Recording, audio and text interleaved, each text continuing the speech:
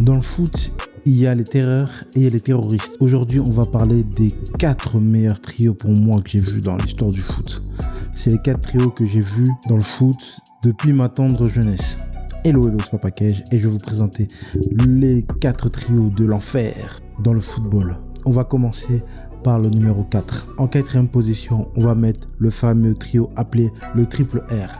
Rivaldo, Ronaldo et Ronaldinho, les 3 Brésiliens. Ce trio-là en équipe nationale, une terreur. Quand je vous dis une terreur, c'est pas possible. C'est trop. Ces 3-là, en 99, à la Copa América, ils ont écrasé le tournoi. Et en 2002, ils ont roulé sur tout le monde. Ils ont gagné la Coupe du Monde, c'est pas pour rien. Les 3-là, imaginez-vous, à leur poste, impossible de rivaliser avec eux. Ces gars-là, c'était des machines de guerre, des bêtes. Heureusement qu'ils étaient en équipe nationale et pas dans la même équipe. Parce que si c'était dans la même équipe, mais franchement, ce serait une hécatombe pour le championnat qui va tomber sur eux. Donc, t'as Ronaldinho, l'homme le plus fort au dribble au monde. Jusqu'à aujourd'hui, personne ne peut l'égaler. Incroyable. Ronaldo, l'homme qui hypnotise les gardiens. Devant un gardien contre-attaque, il a le temps de faire des passements de jambes, le passer et marquer un but. Et en plus, de façon mémorable. Et Rivaldo, non, c'était quelqu'un aussi, en attaque. Placement, frappe.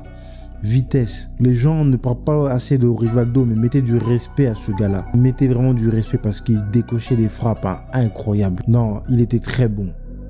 Donc imaginez-vous, ce trio-là a roulé sur la Coupe du Monde 2002. Inexistant, les tenants du titre, alors ils n'auraient même pas tenu un match. Ils se seraient fait rouler dessus. Un 4-0 sûr. On va passer au numéro 3.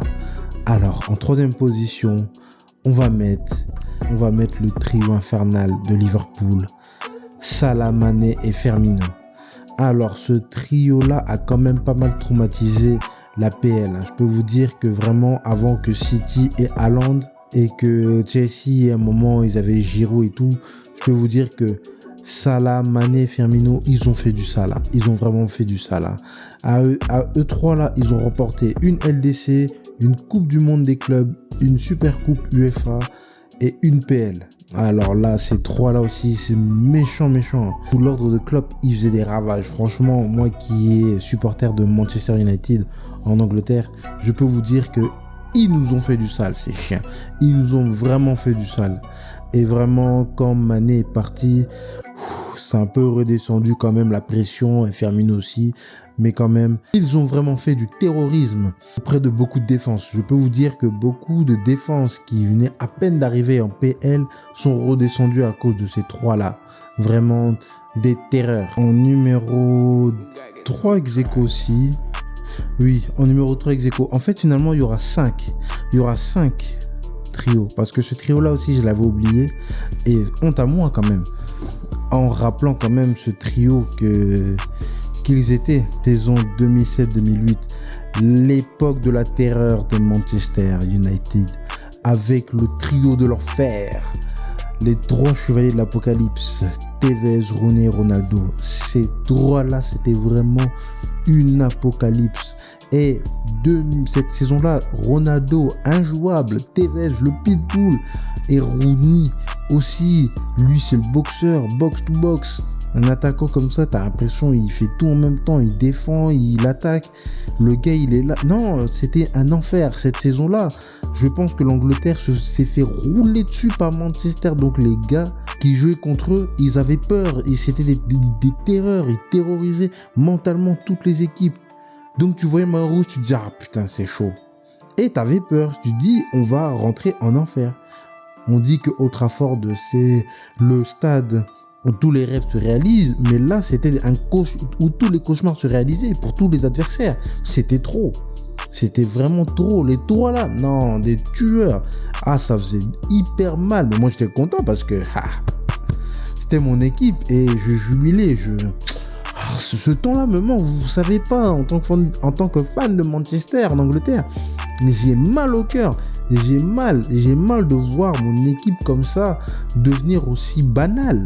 Mais ça, vous pouvez pas comprendre les petits d'aujourd'hui là. Vous pouvez pas comprendre à quel point Ronaldo était injouable. CR7 là, il était injouable. Tevez, non, c'était trop. C'était n'importe quoi cette équipe. Vraiment des mercenaires. Maintenant, on va aller dans le haut du panier. Vraiment les Pour moi, je les mets à la fois... Pour moi, personnellement, je les mettrais ex aequo. Mais il y en a un qui est devant parce que, bon... Voilà, le trio a duré plus longtemps. Donc, en deuxième position, on va mettre la BBC. Bale, Benzema, Cristiano Ronaldo. Ce trio-là de Madrid, oh là là, c'est le meilleur jamais vu à Madrid. Le trio de la peur, du terrorisme. Je peux vous dire que la dernière Ligue des Champions, avant que CR7 parte, je peux vous dire que vraiment, on a effrayé toute l'Europe. On a effrayé l'Espagne. C'était n'importe quoi. En plus, à la barre, il y avait Zidane. Donc vraiment, terreur sur terreur. Vous vous souvenez tous, hein? Real Madrid, maillot violet. Injouable, c'est mort. Dès que tu voyais ce maillot-là, tu te dis c'est mort, c'est fini, on a perdu. Arrêtez d'espérer. Mais qui se souvient aussi de la finale contre Liverpool, la finale de Ligue des Champions contre Liverpool, avec l'entrée du terroriste Bale. Vraiment, il est arrivé direct, c'est une terreur. Des retournées, des frappes de loin, vraiment, il a massacré Liverpool. Là, Liverpool, c'est un match de traumatisme contre Real Madrid. Ce match-là, c'est vraiment le traumatisme de Liverpool. Mais aussi dans la Liga, ils ont roulé dessus avec une Liga, 3 LDC et une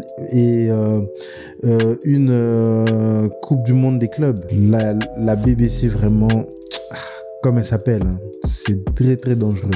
Bon, la connotation, je vais pas rentrer dans les détails, sinon je vous vois venir, les dégueulasses, ces gens dégueulasses là. Eux là, les trois là, non vraiment c'était, il n'y avait qu'une seule équipe qui pouvait, il y avait que 2 équipes qui arrivaient vraiment à pouvoir rivaliser ou à vraiment contenir ces trois là, c'était Atlético Madrid et le rival éternel Barça. Donc on arrive au numéro 1. Oui, ça fait mal de dire que ce trio-là est numéro 1, mais les mecs, ils ont marqué plus de buts, ils ont été plus consistants, mais ils ont moins de trophées, voilà, ils ont moins de trophées, moins de trophées glorieux.